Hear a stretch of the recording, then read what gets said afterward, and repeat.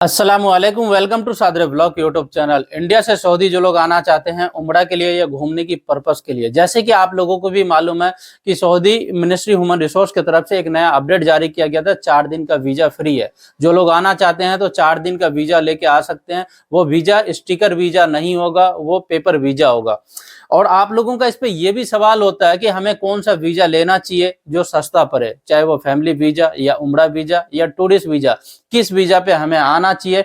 ऐसे और भी बहुत से आप लोगों का सवाल है कि जो लोग सऊदी में काम कर रहे हैं, हुरूफ को लेकर, तनाजुल को लेकर के बहुत से आप लोगों का सवाल होता है। कुछ सवाल भी उसमें से मैं पिक किया हूं, तो आज की इस वीडियो में आप लोगों के साथ पूरी कंप्लीट गाइड करने वाला हूं। तो इस वीडियो को कभी से लाइक कर दीजिए और चैनल पर पहली बार तो इसको सब्सक्राइब कर लीजिए।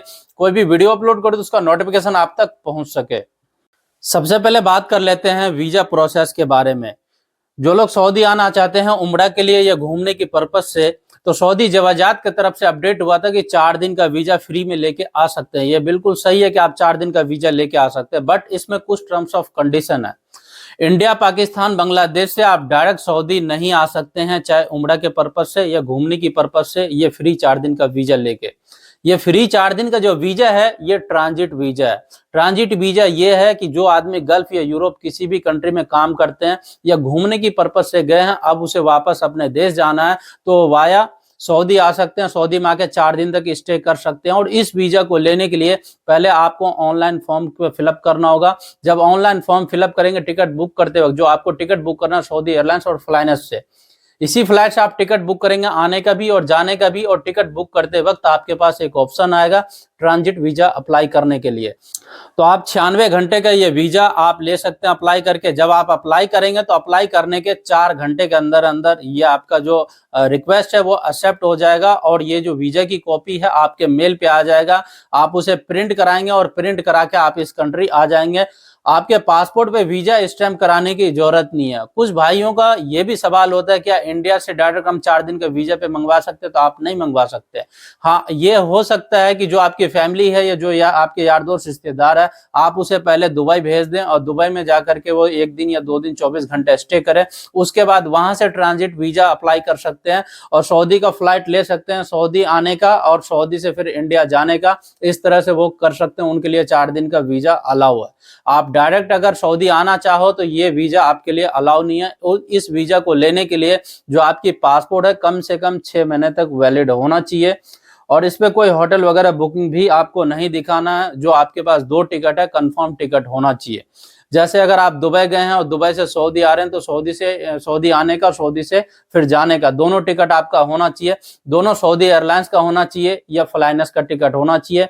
इसमें कुछ भाइयों का ये भी सवाल होता है क्या एयर इंडिया पे भी ये लागू है, तो एयर इंडिया के लिए नहीं। अभी तक में 2 ही फ्लाइट का ये अपडेट है, जो कि सऊदी की खुद की फ्लाइट है, फ्लाइनस और सऊदी एयरलाइंस। बात कर लेते हैं जो लोग इंडिया, पाकिस्तान, बांग्लादेश से सऊदी आ रहे हैं उम्रा के लिए। अगर उम्रा वीजा पे आप लोग आ रहे हो तो इसमें आपको हेल्थ इंश्योरेंस कराना बेहद जरूरी है। अगर आप हेल्थ इंश्योरेंस नहीं कराते हैं तो एयरपोर्ट पे आपको बोर्डिंग पास नहीं दिया जाएगा, क्योंकि ट्रैवल करने से पहले इस इंश्योरेंस को लेना बेहद जरूरी है। अगर आप इंश्योरेंस परचेज नहीं करते तो ये आपके लिए प्रॉब्लम है।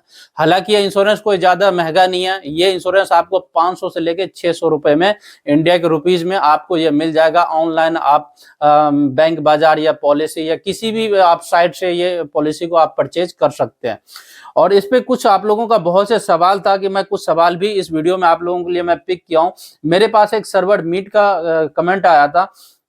इनका कहना है भाई सऊदी में मेरे को 4 साल हो गए हुरूफ लगे हुए, मैं हाउस ड्राइविंग में, क्या मेरा तनाजुल हो सकता है?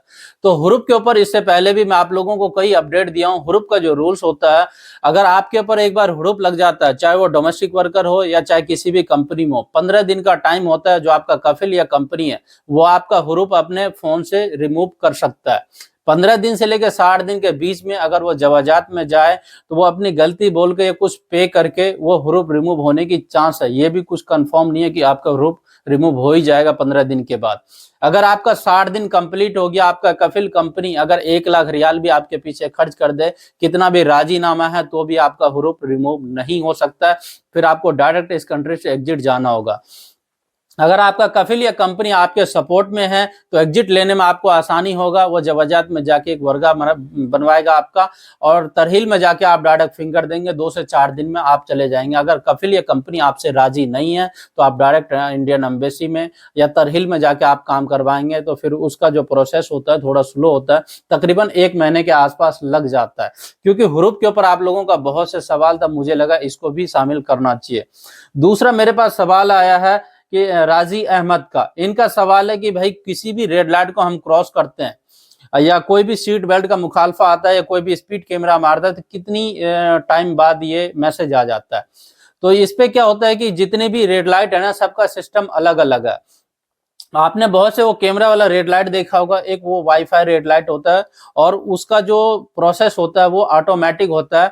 48 घंटे के अंदर अंदर वो मैसेज आपके पास आ जाएगा। जो कैमरा रेड लाइट है, जो सीट बेल्ट वाला जो रोडों के बीच में लगा होता है, उसका कोई लिमिट नहीं है, वो 2 दिन में भी आ सकता है और 2 महीने बाद भी आ सकता है। जो रोड के साइड में कैमरा लगे होते हैं, स्पीड कैमरा, जो स्पीड कैमरा कई बार आपको कैप्चर अगर कर लेता है तो वो 2 से 3 दिन में भी आ जाता है, कई बार वो 4 महीने बाद भी वो मुखालफा आता है। तो स्पीड कैमरा का ये रूल्स इस तरह से है कि जब भी वो फ्लैश करता है तो आप लोग इस तरह से देखें, क्योंकि इनके ऊपर आप लोगों का सवाल होता है कि 2 दिन हो गए, 1 दिन हो गए, अभी तक नहीं आया। तो ये जितने भी कैमरा है सबका टाइमिंग अलग अलग है, कोई 48 घंटे का, कोई 4 महीने बाद भी मुखालफा आता है।